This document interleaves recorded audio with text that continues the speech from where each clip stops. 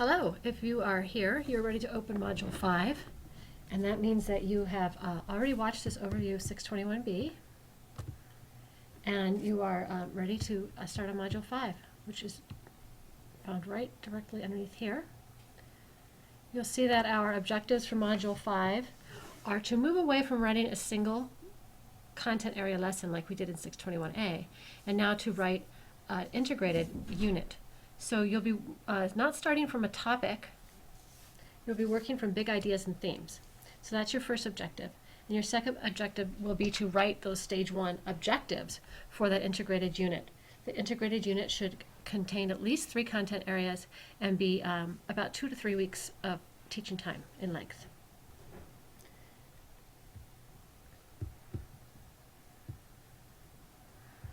So you'll find in Module 5 some of the things you're used to seeing. You'll find the checking for understanding. You'll find some resources you need, the unit design template, a direct instruction on big ideas and integrating the curriculum, some direct instruction on how broad objectives look when they're written at this perspective of a theme, some direct instruction on cultural relevance, which all those I will go over with you just now. You also have as resources a page of examples of themes or big ideas, some ideas for integrating the arts if this is your first time integrating. One thing that's very easy to integrate across content areas is the arts. I provided again for you the digital task taxonomy because technology is another thing that's fairly straightforward to integrate. And then you have your assignment Dropbox. So let's go ahead and look at what I mean by integrating the curriculum. So the first thing you'll notice that's new in this section of the course is that you have a new template that you're to use. It's basically the same idea. There's a couple things that are different. First, instead of your topic, you have theme or big idea. Remember, that's going to include at least 3 content areas. And then as you scroll down, you'll see you have the place for your objectives.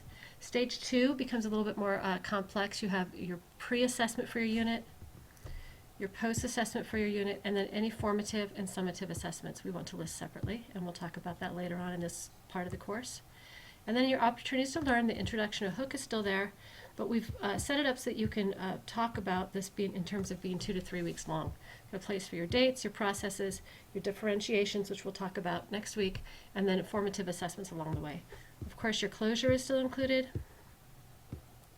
and then the language and cultural issues, which we'll talk about today, and then you won't have your artifacts of student work again, but we leave it on here because you will include those for student teaching.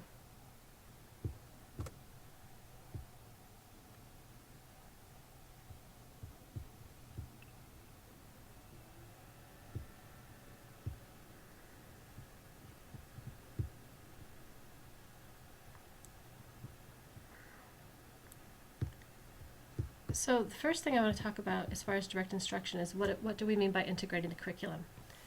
We integrate the curriculum when we take several content areas, math, writing, and the arts perhaps, and we put them together into a big idea, a theme, or a point of view. That means we're no longer teaching topics, we're teaching ideas. So what is a big idea then? Colonialism, or studying the colonies perhaps, is not a big idea.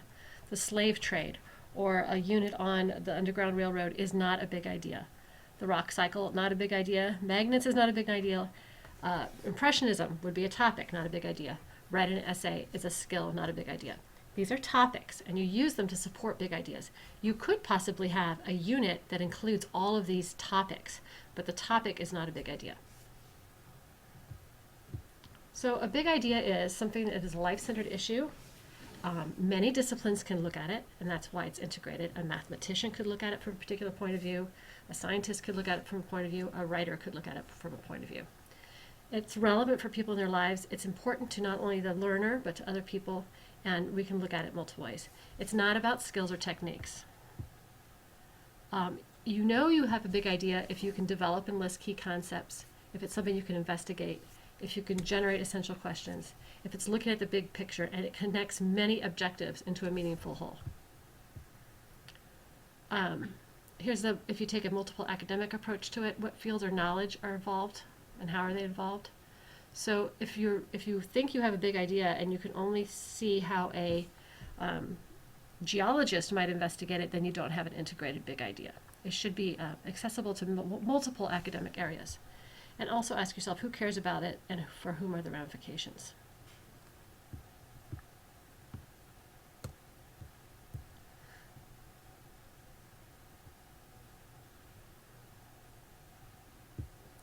One way to think about integrating the curriculum is by putting a theme in the center.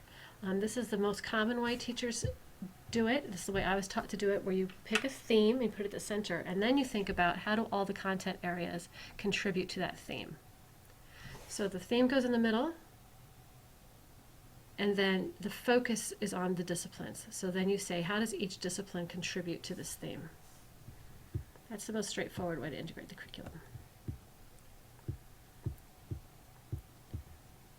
Another way to integrate the curriculum is to think about how to organize it around common learnings across disciplines. So what would something like literacy or numeracy or research skills? So if I wanted to teach research skills, how could I use English to teach research skills? How could I use science to teach research skills?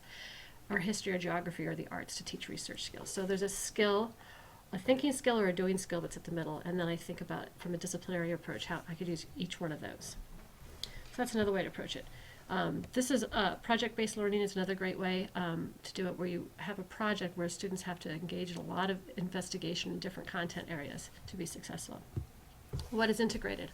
All the content areas. For your student teaching, we'll expect that you do all of them. For the purposes of this course, you need to integrate at least 3 content areas.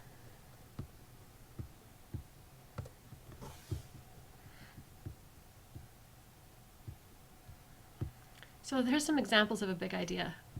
Time continuity and change would be a big idea. You can see where you could use all the content areas to talk about the idea of time continuity and change. People, places, and environments.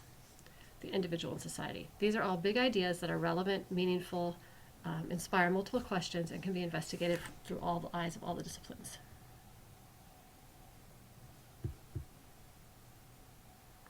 So as you're starting to think about your big idea, what you next need to think about is, after you have your big idea, how am I going to write those broad objectives?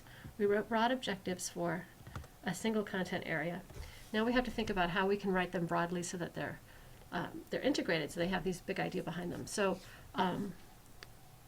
again, we've got the ones on the left, which are very specific. I will participate in We the People activities. I will read books and articles as part of my work in the group and find facts. I will create a diorama or infographic. Look at the ones on the right. These are the broad objectives that we're looking for. I will analyze and summarize information. That applies to math, that applies to the arts, that applies to technology, that applies to writing. I recognize and describe patterns and relationships. I participate effectively and reasonably in a group. I will collect data. I will make inferences and draw conclusions. I will create representations of what I learned. I will make a presentation. I will use technology wisely and effectively. All of these on the right-hand side are what I have on the left, written broadly without the specifics of the particular thing I'm using or the particular thing I'm producing. They're about broad thinking skills and broad production skills. And those are the kinds of objectives we'll be looking for in your unit design.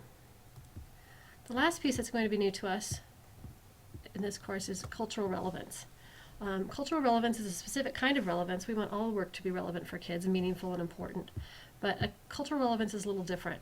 It enables a student to relate to his or her cultural context. And remember, we have multiple cultural contexts. They're not just about ethnicity or religion.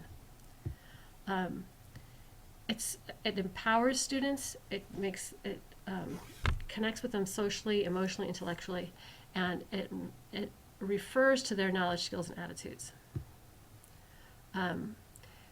When we engage in culturally relevant teaching, what we're attempting to do is to create a bridge between the students' experiences at home and in their out-of-school lives with what is happening in this classroom and to the state and district standards. So what we want to do is we have to know our kids. We want to know what their backgrounds, knowledge, and experiences are, and then use those to inform our strategies we choose, our methodologies we choose, and the opportunities we're giving kids to learn. Okay. This is the important part, Geneva Gay, that we're using their knowledge, their prior experiences, their frames of reference, and their performance styles, right, to then teach to and through the strengths of your students. It's a validating and affirming. Here's a couple of good examples from students in this course in the past. The objective was students will be able to identify resources found and used by the colonists to survive. And this was the relevant statement that the student gave, that the students will relate this new information about colonists to their survival to their own village and the resources that are in the Chignik area. By recognizing the natural resources in an area familiar to them, they'll be better equipped to identify those found in early colonies. So you see there's building the bridge between the past of the early colonists and the current experience of the students who live in the Chignik area. Here's another one. Students will learn what primary sources and how to inquire using primary sources. And the cultural relevance of this is that students using their own community allows them to relate the information in a familiar way and can help comprehension of the new idea. Cultural background of the students will be implemented when creating the facts ideas that they will use to create primary source lists. So again, it's that bridging between who our students are and where they live and what they do with things in the past or new skills we want them to learn. So it's really not as complicated as it sounds. It's really just about knowing your kids and then being able to articulate in a statement on your unit design that you've thought about that relevance and being very specific about what it is.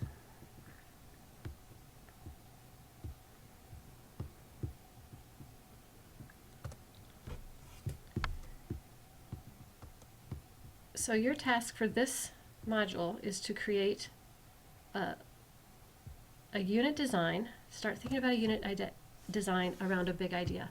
There's some examples of big ideas right here in this piece from the web, and also ideas for integrating the arts. So what you want to do now is step back and think about your standards. You will need to go back to the standards and maybe unpack some more and come up with a big idea for 2 to 3 weeks. Of course, you want to think about the age of your students and the grade level you're teaching and their experiences and what you need to accomplish. And then come up with this big idea. That's where you want to start. And then you want to write those broad objectives. And that's what you're turning in this week for Module 5, right down here in the assignment Dropbox. And of course, once again, you want to get your first go at it and by the due date, and then it won't be late. And then you and I will certainly have a conversation about your big idea and about your objectives. And then when we're both happy with them, you can move on to Module 6. And please don't forget to take your checking for understanding.